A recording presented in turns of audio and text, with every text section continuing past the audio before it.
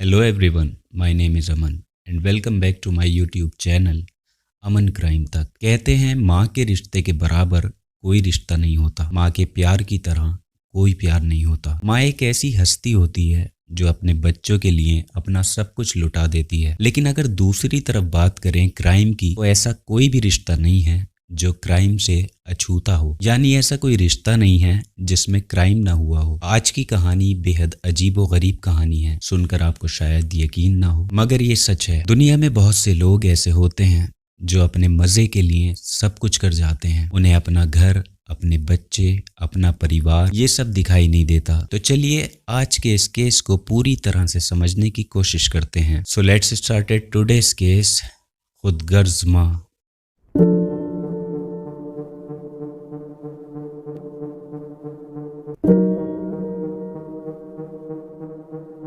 हर कोई जानता है कि एक माँ अपने बच्चे के खातिर किसी भी मुश्किल को पार करने के लिए तैयार हो जाती है। वो उनको किसी भी तरह की तकलीफों में नहीं देख सकती। यहाँ तक कि बच्चा अगर थोड़ा सा बीमार भी हो जाता है तो घर में सबसे ज्यादा माँ ही उसको लेकर परेशान होती है, वही उसका ख्याल रखती है। क्योंकि जाहिर सी बात है, ये हर एक माँ की जिम्मेदारी भी बनती है। कहा जाता है कि अगर एक घर में बेटी और बेटा हो तो माँ का लगाव सबसे ज्यादा अपनी बेटी से होता है। लेकिन आज जो कहानी आप सुनेंगे उसमें एक अलग ही माँ का रूप आपको देखने को मिलेगा, जिसे सुनकर आप यही सोचेंगे कि आखिरकार एक माँ अपने बच्चों के साथ ऐसा कैसे कर सकती है। क्या वाकई उस माँ को अपनी इज्जत की कोई परवाह नहीं थी जिसने ऐसा काम किया। Today's true incident is from Muzaffarpur, Bihar. तारीख 29 अगस्त 2023। दरअसल मामला कुछ ऐसा था कि एक शादीशुदा महिला पर अपनी आशिकी का कुछ ऐसा बुखार चढ़ा हुआ था जिसके चक्कर में आकर उसने अपनी छोटी बेटी को 2.5 लाख रुपए में किसी व्यापारी को बेच दिया, और जो बेटा था उसको वो हॉस्टल में छोड़कर ही प्रेमी के साथ फरार हो गई। फिर इस बात की खबर जब पुलिस को लगी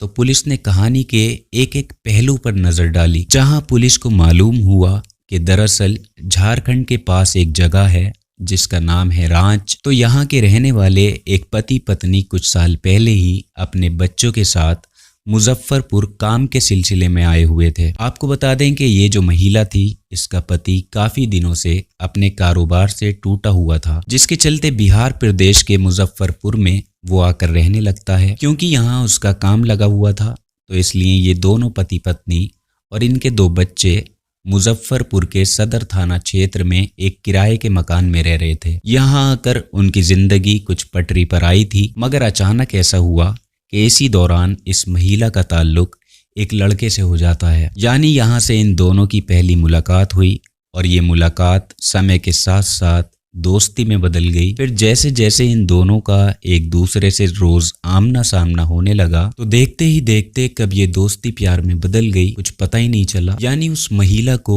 इस नई जगह के रहने वाले व्यक्ति से मोहब्बत हो गई थी, जिसके चलते दोनों एक दूसरे को बेहद पसंद करने लगे। और अब ये महिला अपने प्रेमी के लिए इस कदर पागल हो गई कि उसने अपनी इज्जत की परवाह किए बगैर उस व्यक्ति के साथ फिजिकल रिलेशन बनाने की जिद की। इस पर वो व्यक्ति भी तैयार हो जाता है और उसने कहीं अकेली जगह पर इस महिला को बुलाया, जहां ये दोनों एक दूसरे के बहुत नजदीक आ गए। लेकिन न जाने कैसे एक दिन इस बात की खबर उसके पति को लग जाती है, जिस पर पति ने काफी रोक टोक की, विरोध किया, मगर ये दोनों प्रेमी प्रेमिका बाज नहीं आए, माने नहीं। फिर भी एक दूसरे से ये मिलते जुलते रहे और बस इसी दौरान इत्तेफाक से इस महिला के पति की कुछ दिन बाद मौत हो जाती है, जिसके बाद ये महिला एक तरफ से आजाद हो गई। यानी इसको लगा कि अब हम दोनों को कोई रोकने टोकने वाला नहीं है। बस इसलिए उसने जब अपने प्रेमी से शादी करने की बात कही तो देखिए यहाँ प्रेमी शादी के लिए राजी तो हो गया, मगर एक बात आप ये देखिए कि वो इस महिला के बच्चों को अपनाने के लिए राजी नहीं था। उसने कहा कि देखो,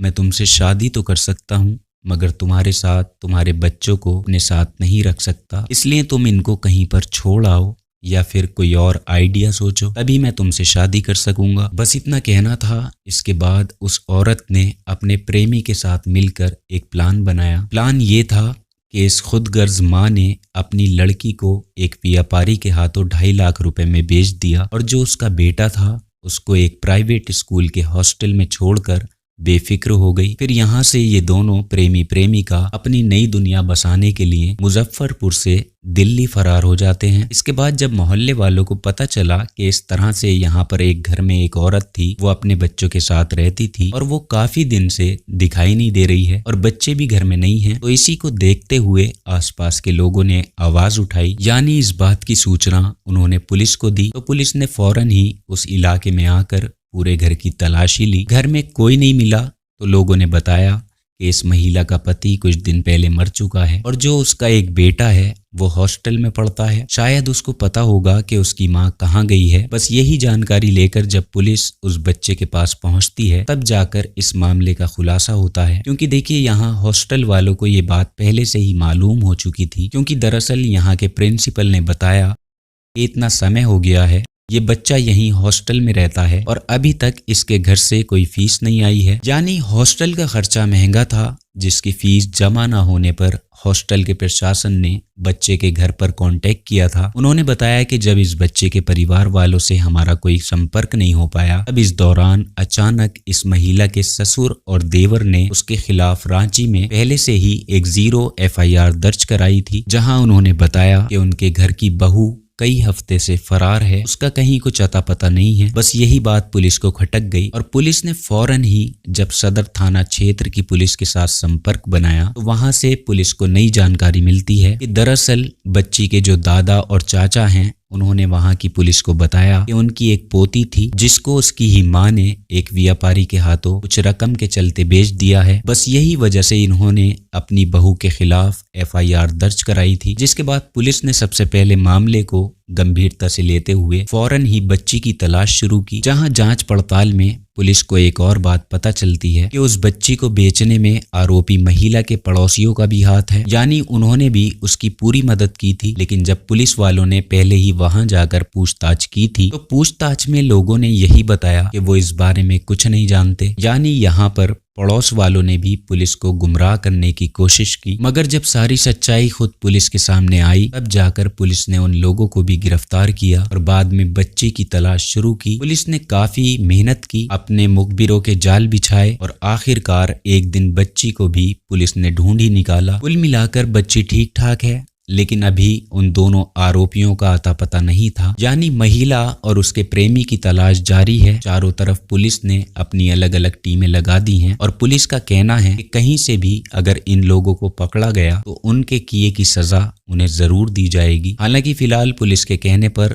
थोड़ा इंतजार करना होगा। तो देखिए ये थी एक खुदगर्ज माँ की काली करतूतें, जिसने एक पवित्र रिश्ते को कलंकित किया। भला कैसे कोई अपने लोगों पर भी विश्वास कर सकता है? आजकल तो इंसानों में से ही अपने लोगों की पहचान करना बहुत मुश्किल हो रहा है, क्योंकि देखिए हमें पता ही नहीं चलता कौन कब और कहाँ हमारा साथ छोड़ जाए, हमें धोखा दे जाए। इसलिए कहते हैं कि कभी भी आप अपने निजी स्वार्थ के लिए किसी गलत रास्ते पर ना जाएं। हो सकता है वो अभी आपके लिए सही हो, मगर बाद में नुकसानदायक ही साबित होगा। क्योंकि जिस तरह इस कहानी में महिला ने अपने बच्चों को छोड़कर प्रेमी के साथ भागना सही समझा, वो सरासर गलत था। उसको ऐसा नहीं करना चाहिए था, क्योंकि एक माँ का फर्ज बनता है जिंदगी भर वो अपने बच्चों को अपने साए में रखे, जिम्मेदारी से उनकी परवरिश करे। अगर एक माँ ही ऐसा काम कर देगी तो फिर हम किसी और से क्या ही उम्मीद लगा सकते हैं। उम्मीद है कि आपको इस कहानी से कोई ना कोई सीख जरूर मिली होगी। और आज के एपिसोड में फिलहाल इतना ही। अगर आप ट्रू क्राइम सुनना पसंद करते हैं तो हमारे चैनल को सब्सक्राइब जरूर करें। We meet you soon with new incident. जय हिंद।